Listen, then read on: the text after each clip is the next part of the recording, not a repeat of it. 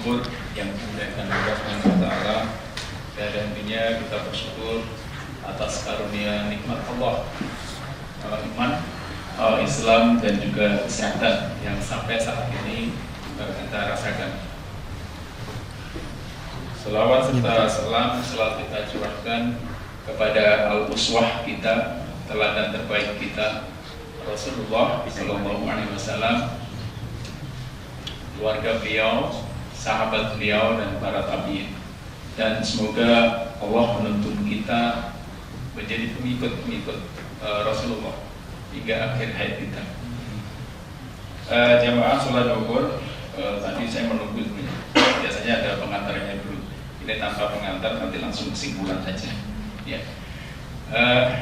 Hari ini sebenarnya ada tema tentang Ramadan sebagai media muhasabah, sebagai momen untuk evaluasi diri, menimbang diri sejauh mana timbangan kebaikan kita sebagai bekal kita untuk di akhirat kelak.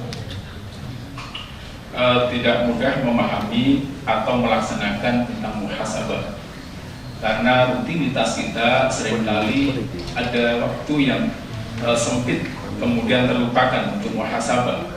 Biasanya waktu melakukan muhasabah itu di malam hari sebelum kita tidur. Jadi dan beberapa hal yang kita lakukan sebelum tidur, yaitu sebelum berdoa, doa tidur, yaitu ada momen yang sangat spesial bagaimana kemudian kita meluluh lantahkan nafsu kita, yaitu dengan cara kita lihat hari ini kita sudah melakukan apa saja. Apakah kemudian dari apa yang kita lakukan itu sudah sesuai dengan tuntunan sebagai umat Islam? Apakah kemudian yang kita lakukan itu kalau kita coba timbang secara kuantitas itu sudah lebih baik dari apa yang kita lalai melaksanakan? Jadi kalau kita menimbang atau muhasabah diri secara kuantitas kemudian diikuti dengan kualitas, dan yang terakhir ketika melakukan muhasabah tapi belum kesimpulan. Oke, Mas Bapak. Yang terakhir adalah memaafkan. Ini yang tidak mudah. Tidak mudah. Saya sendiri juga sedang belajar untuk melakukan hal yang ketiga ini, yaitu memaafkan kesalahan saudara-saudara kita yang barangkali sengaja tidak sengaja menyakiti kita. Ini yang menjadi pelajaran yang sangat berat buat saya pribadi, dan bagaimana kemudian melakukan itu. Kuncinya satu, yang ini yang kita ikhtiarkan terus, bahwa memaafkan itu lebih mulia. Bahwa ketika kita meminta maaf itu mulia, tapi orang yang memaafkan itu jauh lebih mulia. Nah, tuntunan-tuntunan ini semuanya sudah tersajikan dalam Al-Quran dan Hadis.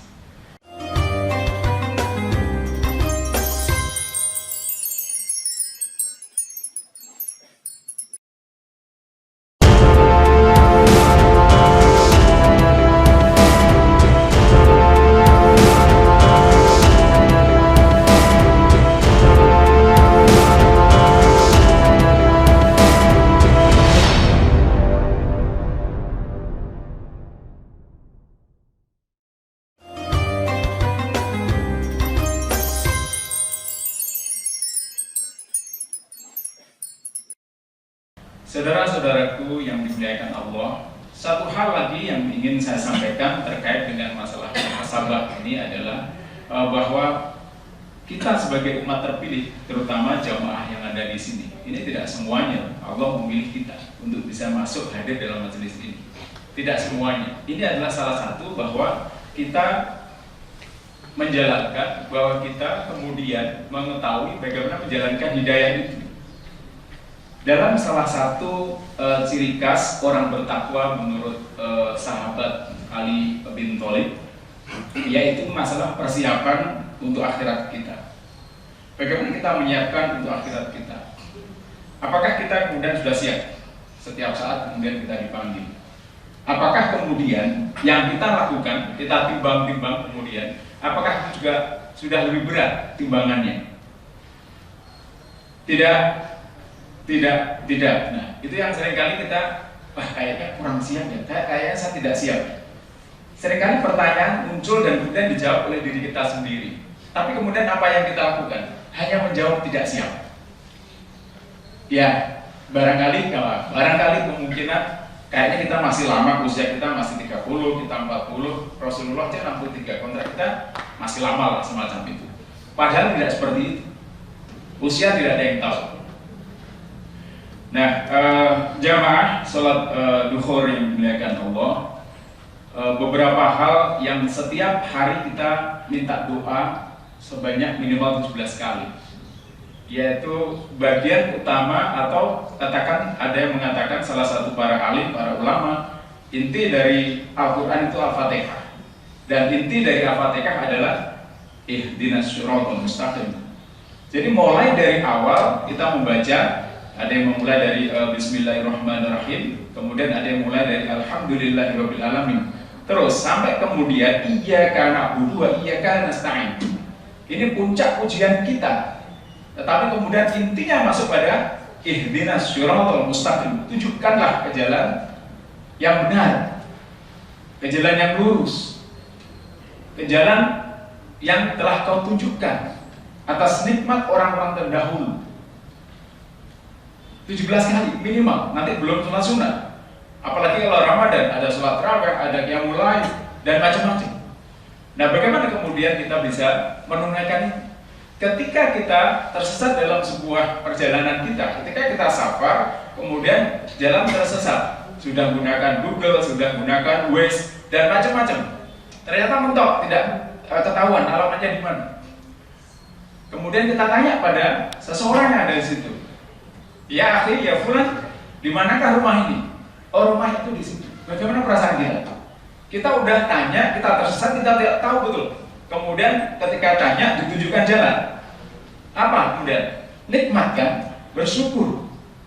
Nah, ini kita lakukan 17 kali. Ihdinas syiratal mustaqim. Dan apa itu? Maka mengacu kepada hudal linnas, Al-Quran. Kemudian dari Al-Quran, kemudian ada sunnah Rasulullah. Itulah kemudian jawaban tentang jalan yang lurus ini.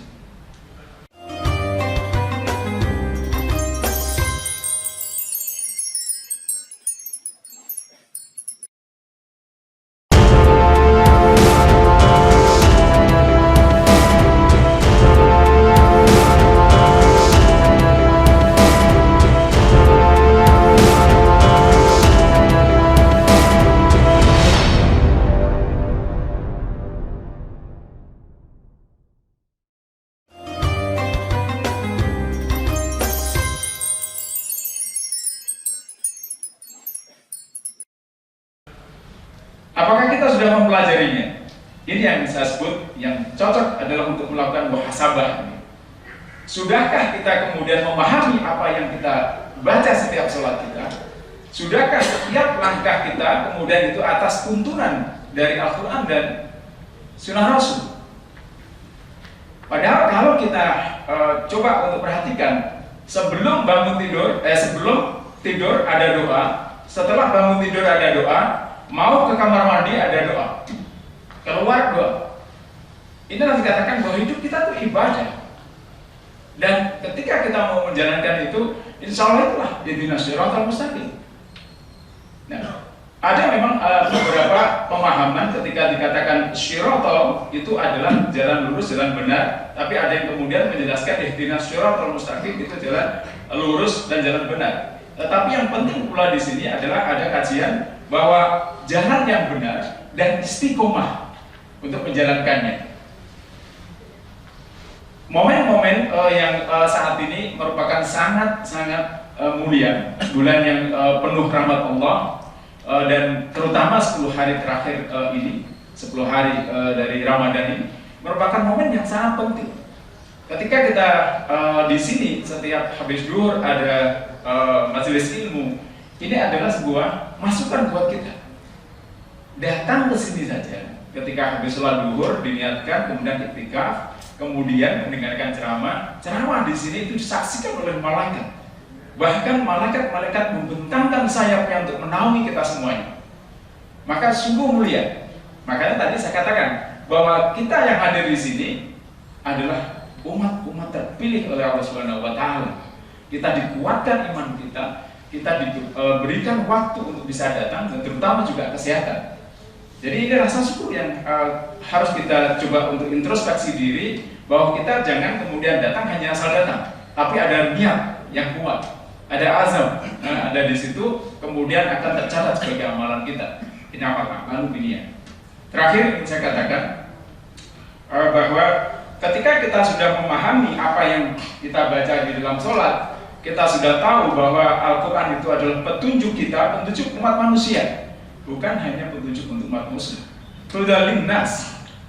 Kemudian ada sunnah Rasulullah, ada hadis-hadis Rasulullah. Di situ semuanya adalah waktu kita untuk melakukan muhasabah diri. Sudah berapa kalikah kita meluangkan waktu untuk menghatamkan Al-Quran? Sudah berapa lamakah waktu kita dalam 24 jam untuk mentadaburi Al-Quran?